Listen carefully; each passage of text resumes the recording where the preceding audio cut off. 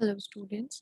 So, we are going to start the chapter Metals and Non-Metals of Class 8, um, Chapter 4.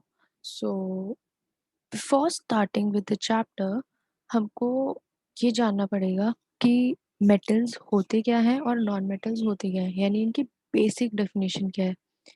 Metal metal कोई भी substance को हम metal कब कहेंगे. Okay. सो wait. कोई भी सब्सटेंस को हम मेटल कब कहेंगे जब वो सब्सटेंस हार्ड एंड शाइनी होगा. हार्ड एंड शाइनी एंड वो कंडक्ट करेगा हीट एंड इलेक्ट्रिसिटी को. ओके. वेट. सो कोई भी substance, any substance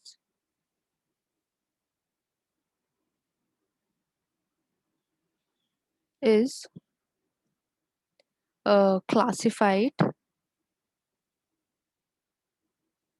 as a metal if it is hard and shiny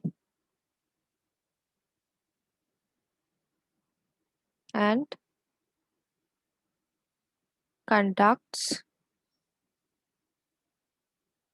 heat and electricity. ठीक है. ऐसे ऐसे किसी सब्सटेंस को हम मेटल कहेंगे. अब जैसे हर चीज में एक्सेप्शंस होते हैं, इस चीज में भी एक्सेप्शन है. कुछ मेटल्स जो होते हैं वो हार्ड नहीं होते हैं. For example sodium. Sodium hard नहीं होता है. और पोटाशियम पोटाशियम भी हार्ड नहीं होता है. ठीक है. और मर्क्यूरी तो हार्ड तो छोड़ो, मर्क्यूरी तो लिक्विड होता है एट रूम टेम्परेचर, स्टिल वो मेटल है. बिकॉज एक प्रॉपर्टी अगर वो सेटिस्फाई नहीं कर रहा है, बट अगर तीन प्रॉपर्टी बाकी की सेटिस्फाई कर रहा है, then we have to consider it metal, right. See, non metals क्या होते हैं. नॉन मेटल्स वो सारे सब्सटेंसेस होते हैं जो कि मेटल्स नहीं होते हैं. ठीक है.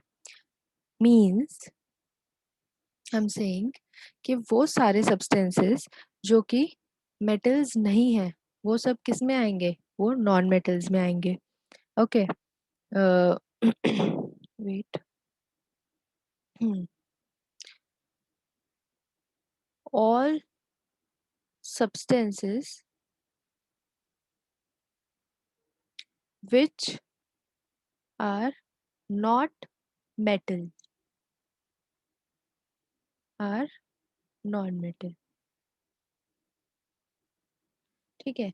तो हमारी जो सराउंडिंग है उसमें ज्यादा क्या है, नॉन मेटल ज्यादा है विथ कंपैरिजन टू मेटल्स.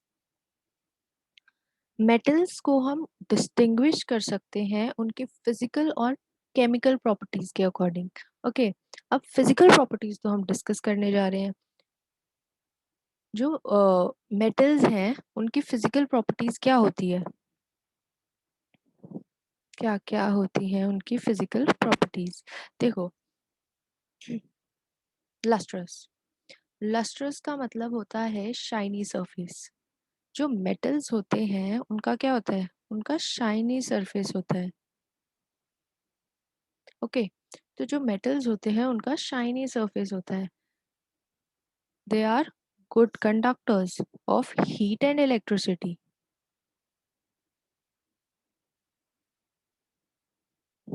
सी, जो मेटल्स हैं वो उनमें वो हीट अप भी जल्दी हो जाते हैं, यानी वो हीट को भी कंडक्ट कर सकते हैं जल्दी, और इलेक्ट्रिसिटी को तो करते ही हैं. That's why all the wirings in our house have metals in them, right. Non metal की वायरिंग तो नहीं होगी ना, बिकॉज नॉन मेटल जो है वो इलेक्ट्रिसिटी को कंडक्ट नहीं कर सकते हैं. Okay. High melting point. Okay. So metals का मेल्टिंग पॉइंट बहुत हाई होता है। फॉर एग्जाम्पल, आपके पास एक नॉन मेटल है, wax. Wax is a non metal, but आपके पास एक मेटल है, आयरन।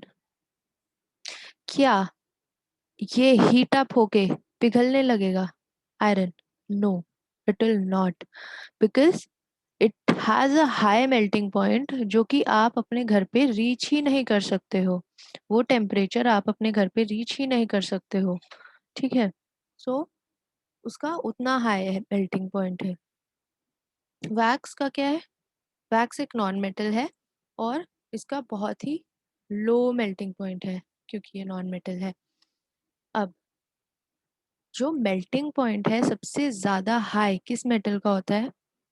हाईएस्ट मेल्टिंग पॉइंट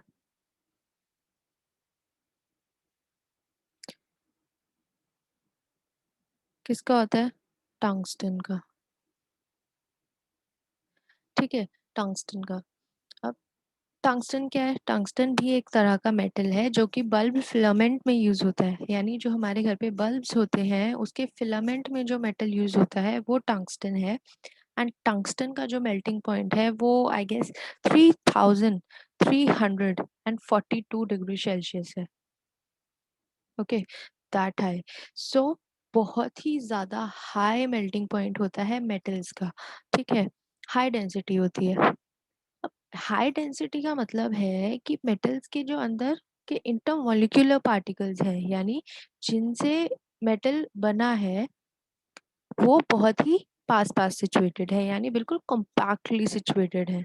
अब ये चीज हो सकता है सर के ऊपर से कही हो, but in simple words we can say कि जो मेटल है वो डेंस होते हैं, यानी उसके पार्टिकल्स के बीच में तो स्पेस होता ही नहीं है। और हाई डेंसिटी को ये भी कह सकते हैं कि ये हार्ड है।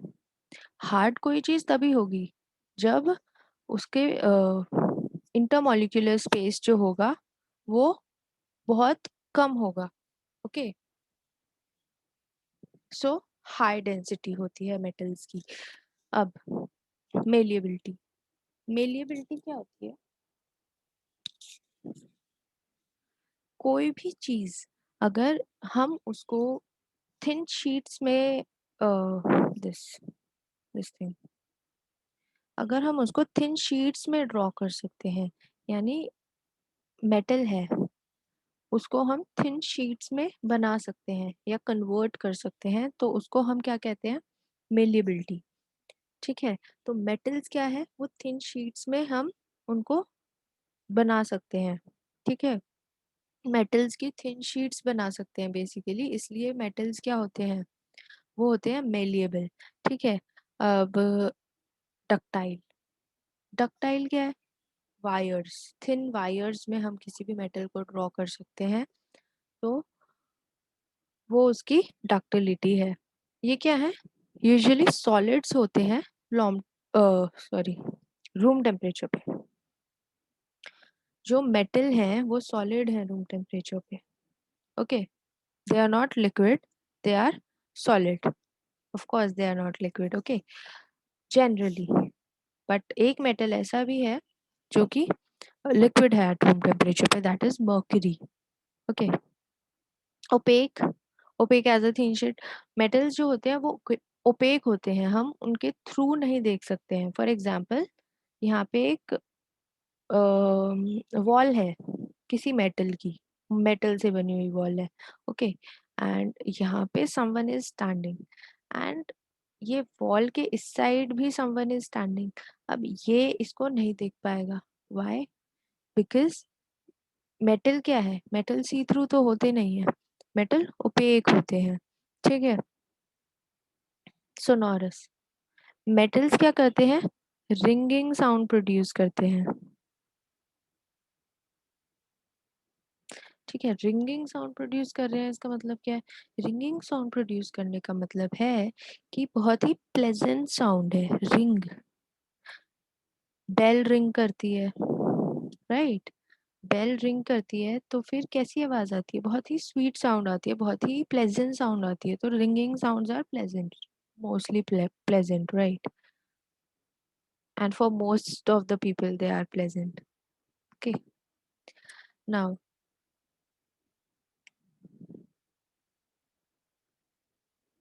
Okay, now let us see some physical properties of non-metals. Non-metals क्या होते हैं? Non-metals डल होते हैं। ओके, नॉन-मेटल्स डल होते हैं, पुअर कंडक्टर्स होते हैं इलेक्ट्रिसिटी के। डल होते हैं यानी ये शाइनी नहीं होते हैं। Okay, they are not shiny. Non metals are not shiny, they are poor conductors of electricity. ये नॉन डक्टाइल होते हैं, यानी थिन वायर्स में हम इसको नहीं ड्रॉ कर सकते। ओके, पुअर कंडक्टर यानी हीट और इलेक्ट्रिसिटी नॉन मेटल्स के थ्रू पास नहीं हो सकती है। ओके, और ये सॉलिड भी हो सकते हैं, लिक्विड भी हो सकते हैं, और गैसेस भी हो सकते हैं एक रूम टेम्परेचर पे। किसी भी फॉर्म में एग्जिस्ट कर सकते हैं, जबकि मेटल जो है वो मोस्टली सॉलिड फॉर्म में एग्जिस्ट करते हैं। बट नॉन मेटल्स मेटल से ऑफ कोर्स ये ज्यादा है in real world.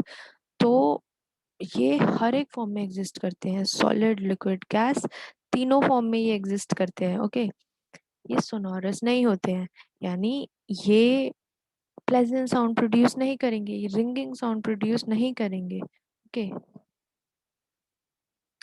Ringing sound नहीं प्रोड्यूस करेंगे। देखो, ब्रिटल, ये ब्रिटल होते हैं। ट्रांसपेरेंट एज थिन शीट, काट दो इसको। नहीं, सब नॉन मेटल्स पे ये अप्लाई नहीं होता है। ठीक है, सब नॉन मेटल्स ट्रांसपेरेंट नहीं होते हैं। ठीक है।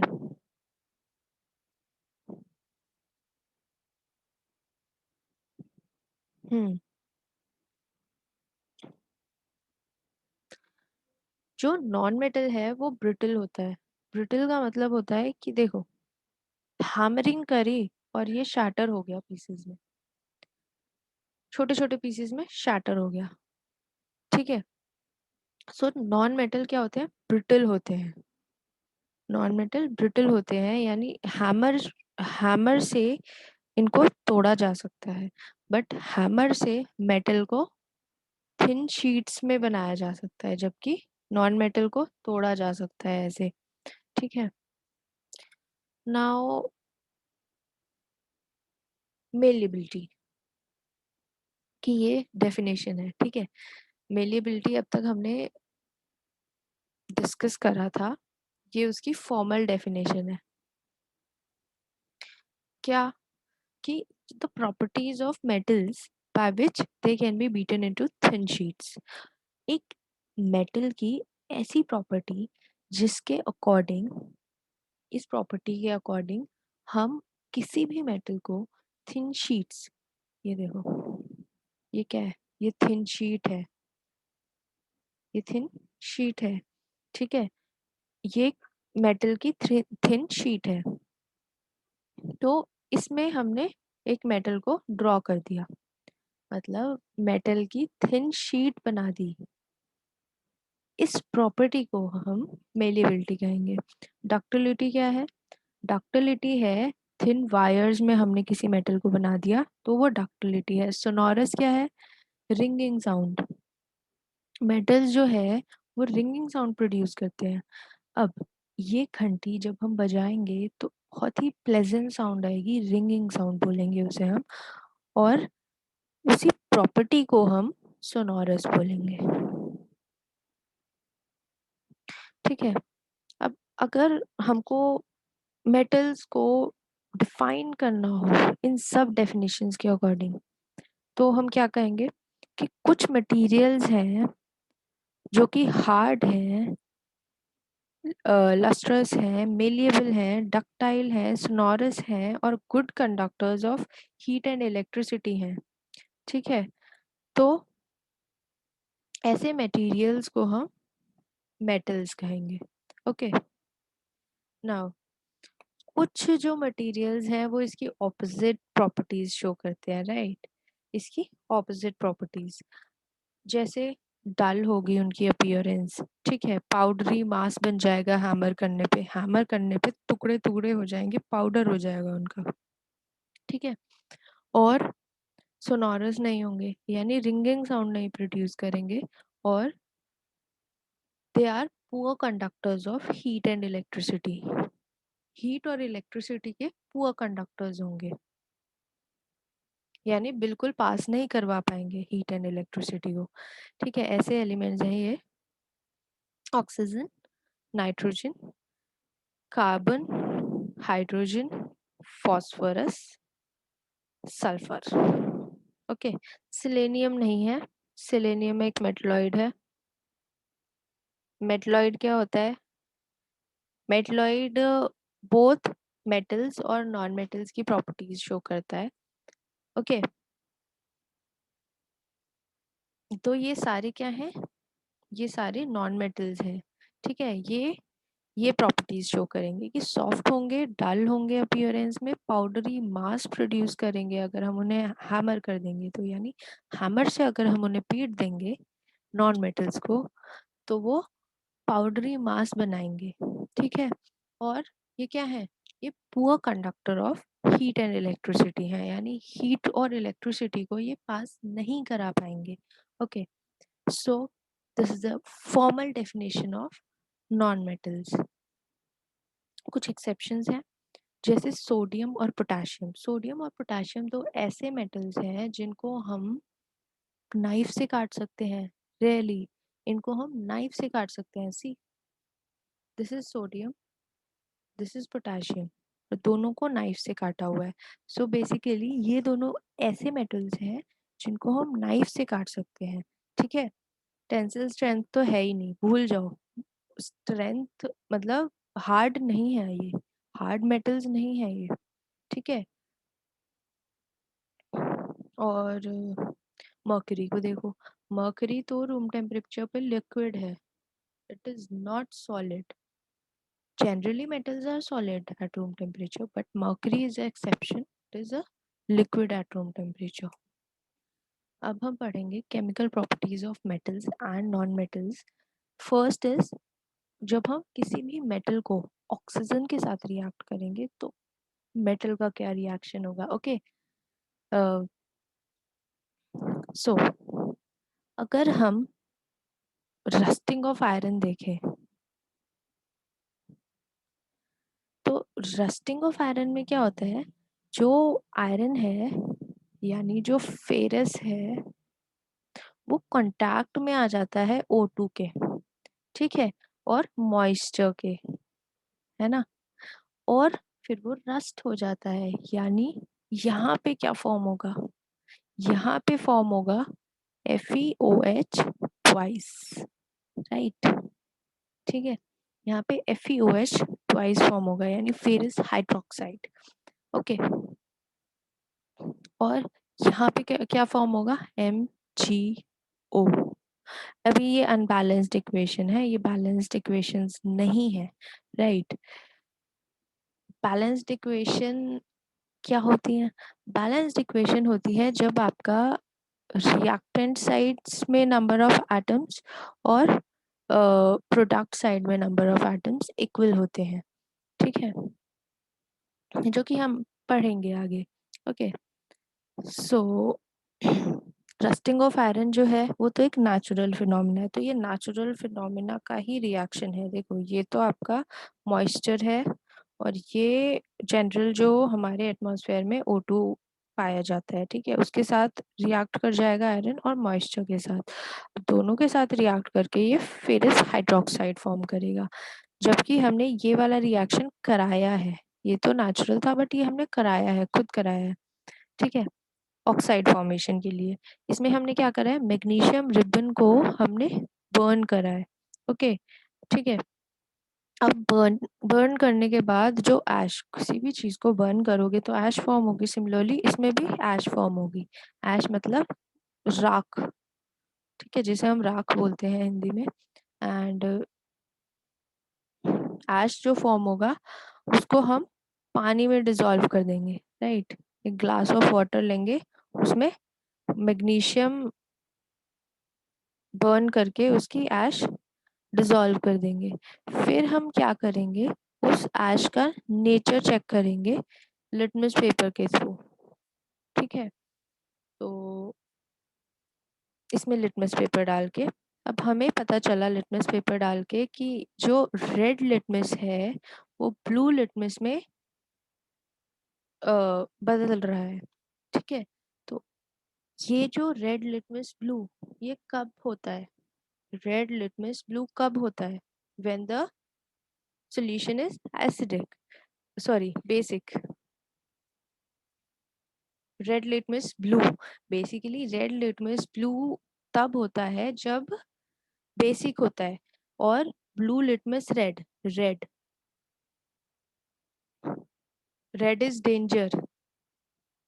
कोई चीज रेड हो रही है तो वो डेंजर है। और एसिड्स क्या होते हैं? एसिड्स डेंजर होते हैं, राइट? एसिड्स डेंजरस होते हैं।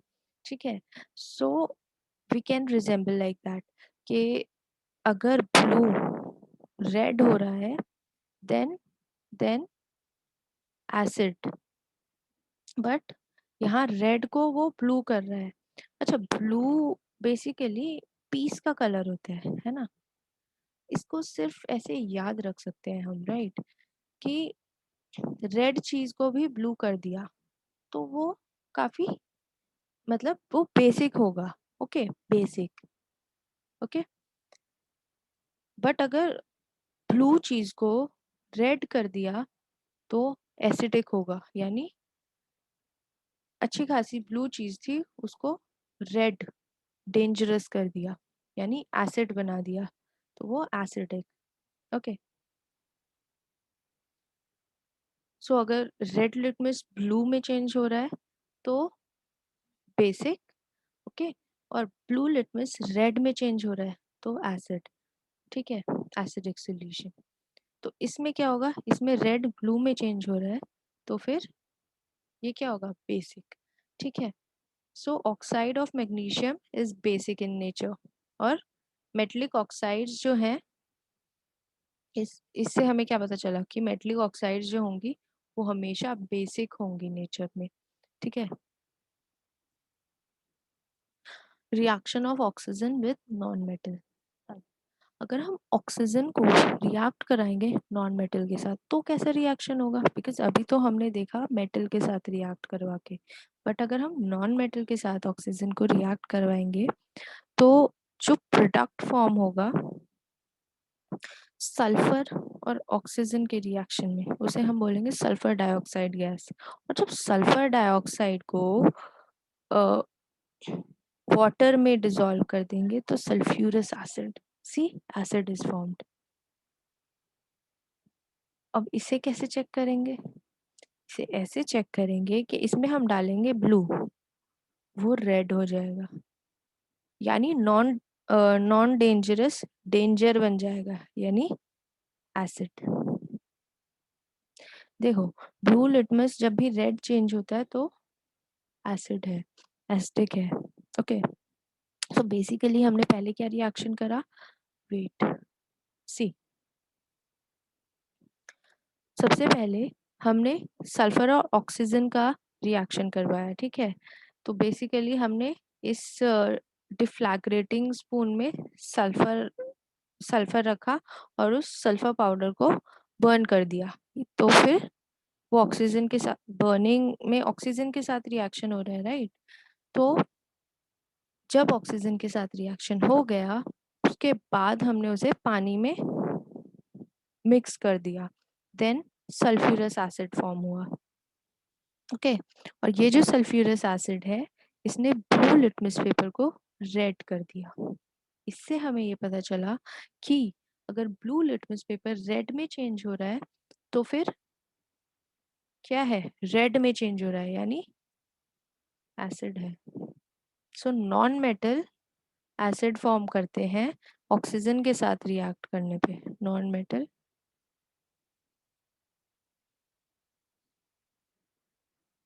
व्हेन रिएक्टेड विथ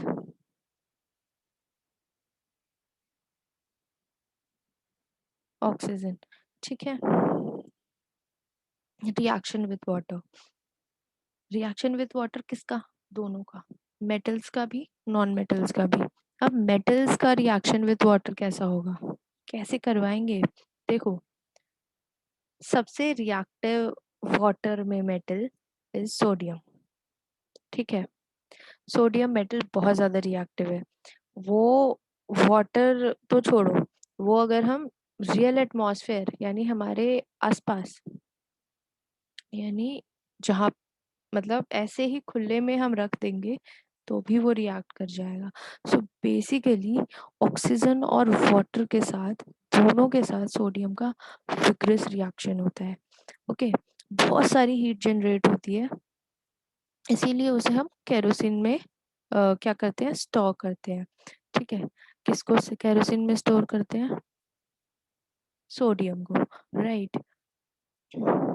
सोडियम जो है वो बहुत ही विग्रसली वाटर के साथ रिएक्ट करता है, एंड हमारे एटमॉस्फेयर के साथ भी। कुछ और मेटल्स भी करते हैं ऐसे ही रिएक्ट, बट सारे मेटल्स इतनी विग्रसली रिएक्ट नहीं करते हैं। फॉर एग्जाम्पल, आप आयरन को ले लो। आयरन को अगर आप वाटर में छोड़ोगे, ऐसा एक्सप्लोजन तो नहीं होगा, दिस इज श्योर। ठीक है, बट ग्रेजुअली थोड़े टाइम बाद रस्टिंग हो जाएगी। ब्राउन ब्राउन मास जो है वो इकट्ठा हो जाएगा आयरन प्लेट पे, रस्ट बोलते हैं जिसे हम। This experiment you can do. ठीक है, टेक आयरन प्लेट, उसको पानी में छोड़ दो थोड़े टाइम के लिए, क्या हो जाएगी, रस्टिंग हो जाएगी। ओके, अब नॉन मेटल्स कैसे रिएक्ट करते हैं? जनरली तो नॉन मेटल्स रिएक्ट नहीं करते हैं, ठीक है, वाटर के साथ। ठीक है, हो सकता है वो एयर में बहुत ज्यादा रिएक्टिव हो, जैसे फास्फोरस एक ऐसा नॉन मेटल है जो कि एयर में इट कैचेस फायर, सो बहुत ज्यादा रिएक्टिव है ये एयर में, फास्फोरस।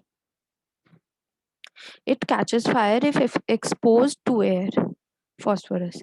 तो इसको हम कहाँ पे स्टोर करते हैं? वाटर में स्टोर करते हैं। ठीक है, सी, इसको हम वाटर में इसको स्टोर करते हैं ताकि ये एयर से कांटेक्ट में ना आए, राइट, फॉस्फोरस। तो नॉन मेटल्स में भी कुछ ऐसे होते हैं जो हमारे एटमॉस्फेयर के साथ रिएक्ट कर जाते हैं, एयर के साथ रिएक्ट कर जाते हैं, सब नहीं होते हैं। ठीक है, अब जरा रिएक्टिविटी सीरीज देख लेते हैं। देखो, मेटल्स में एज वी नो सबसे ज्यादा रिएक्टिव क्या होता है? Potassium, sodium.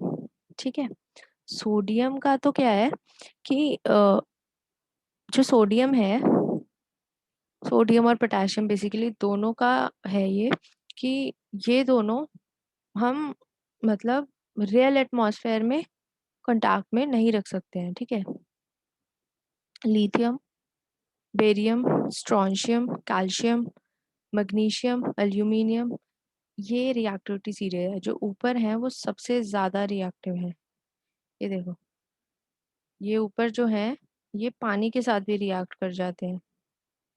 ठीक है, ये बीच में येलो वाले जो है वो एसिड के साथ रिएक्ट कर जाते हैं। ये जो, एक मिनट,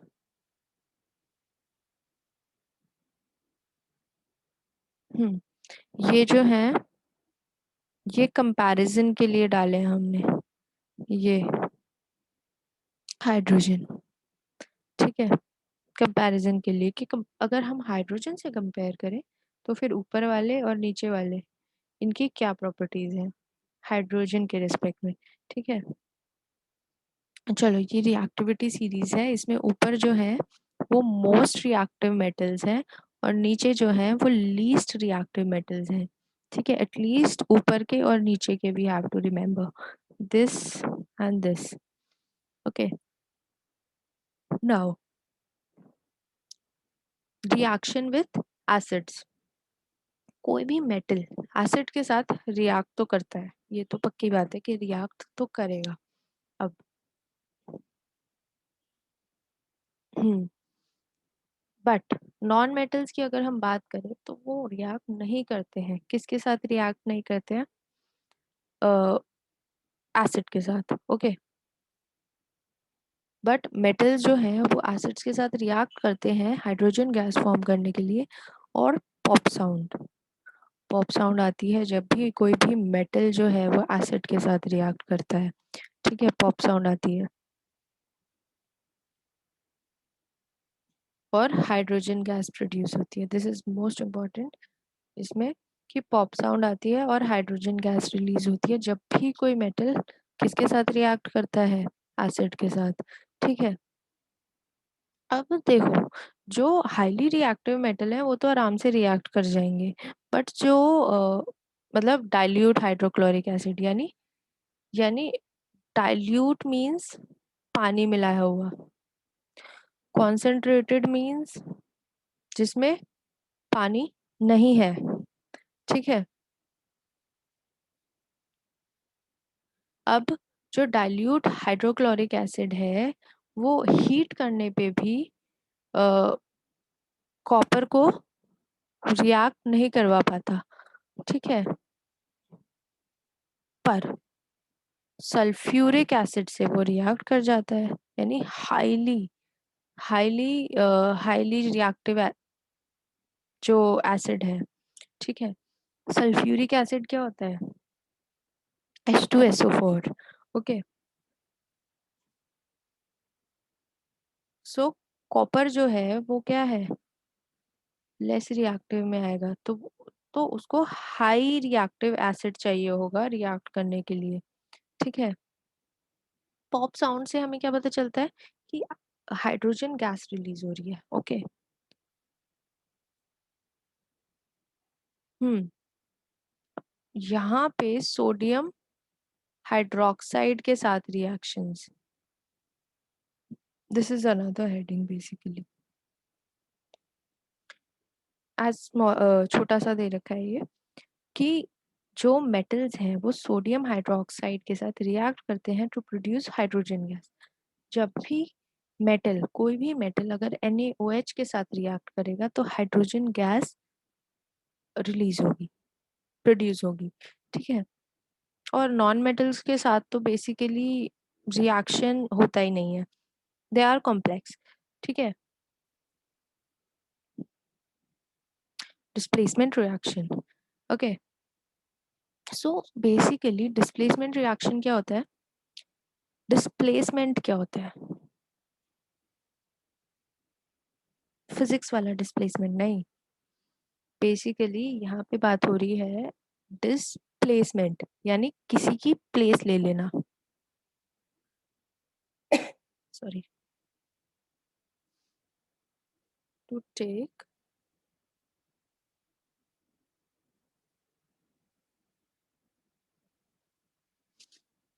इससे आप उसको वो करो, मतलब इससे आप ये समझो, डिस्प्लेसमेंट हो रहा है तो किसी की जगह ली जा रही है। ठीक है, फॉर एग्जाम्पल अगर हम बात करें तो जो कॉपर सल्फेट है, यानी CuSO4, ये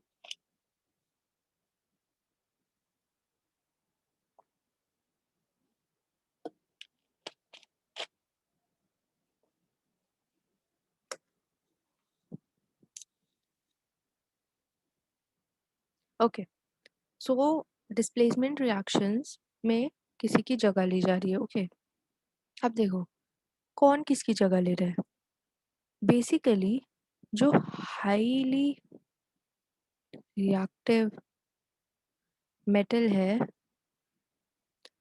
वो लेस रिएक्टिव मेटल की जगह ले लेगा, यानी जो ज्यादा शक्तिशाली है वो कम शक्तिशाली की जगह ले लेगा। ओके, ऐसे याद कर सकते हैं। ठीक है, कि जो हाईली रिएक्टिव है वो लेस रिएक्टिव की जगह ले लेगा in its aqueous solution. For example, अब फॉर्मल डेफिनेशन तो यहाँ पे लिखी ही हुई है, the more reactive metal displaces less reactive metal from its compound in aqueous solution। जो एक ज्यादा रिएक्टिव मेटल है वो कम रिएक्टिव मेटल को डिस्प्लेस कर देगा, उसकी जगह ले लेगा aqueous सॉल्यूशन में। ये क्या है? aqueous सॉल्यूशन है CuSO4 का। ठीक है, ये aqueous सॉल्यूशन है CuSO4 का। वेट, ये aqueous सॉल्यूशन है CuSO4 का। और इसमें हम जिंक रॉड है वो डाल दी हमने। अब क्या हुआ, धीरे धीरे ये क्या ब्लू से ट्रांसपेरेंट होता जा रहा है। तो ऐसा क्यों हो रहा है?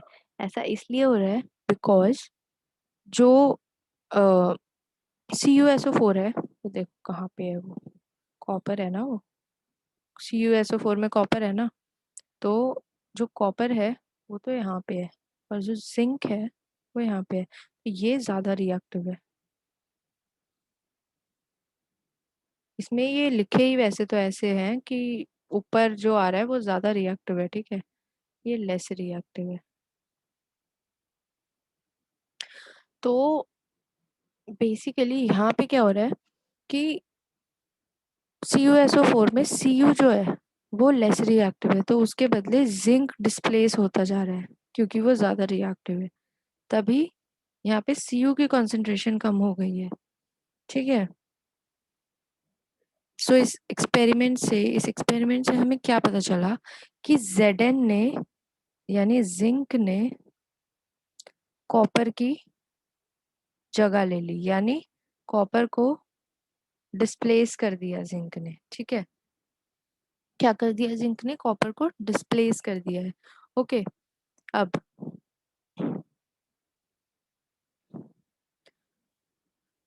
इसमें एक ही रूल चलता है, इसमें एक ही रूल चलता है कि जिंक जो है वो ज्यादा रिएक्टिव है कॉपर से, ठीक है, और आयरन से। तो वो उस उन दोनों को उनके aqueous सॉल्यूशन से डिस्प्लेस कर देगा। अगर यहाँ पे CuSO4 के बदले फेरस सल्फेट होता, ये तो कॉपर सल्फेट है, ये फेरस सल्फेट होता तो भी जिंक जगह ले लेता। ठीक है,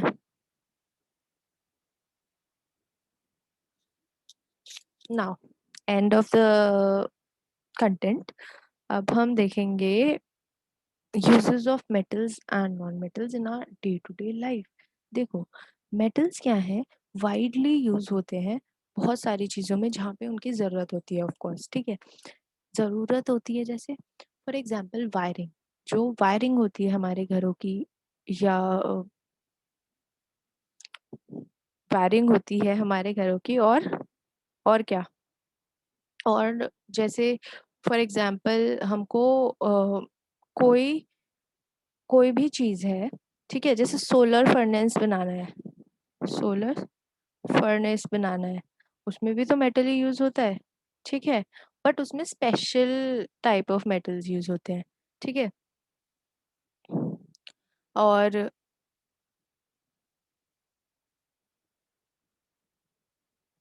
non metals is essential for our life. Okay wait,